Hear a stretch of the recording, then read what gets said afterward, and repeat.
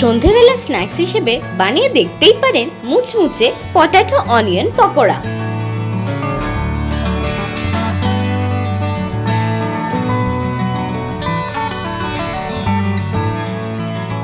আসুন দেখে নেওয়া যাক পটেটো অনিয়ন পকোড়া বানাতে কি কি লাগছে।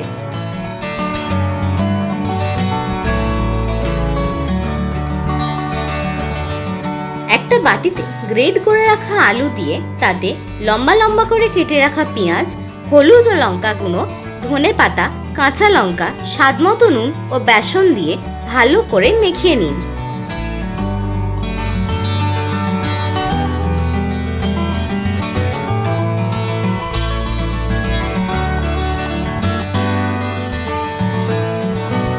এবার হাতে করে চ্যাপ্টা আকারের বানিয়ে নিন।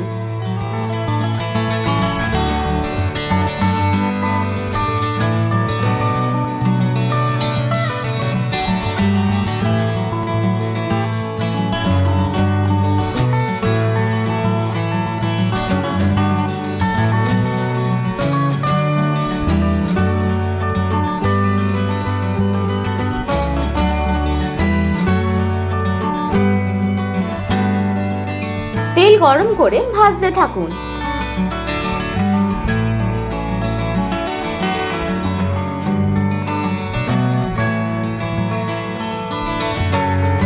দু পিঠ লাল লাল করে ভাজতে থাকুন।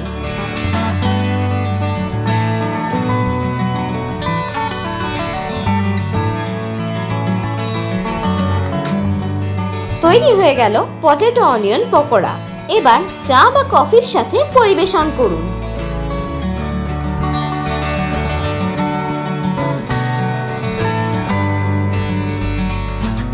কেমন লাগলো আমাদের আজকের রেসিপি?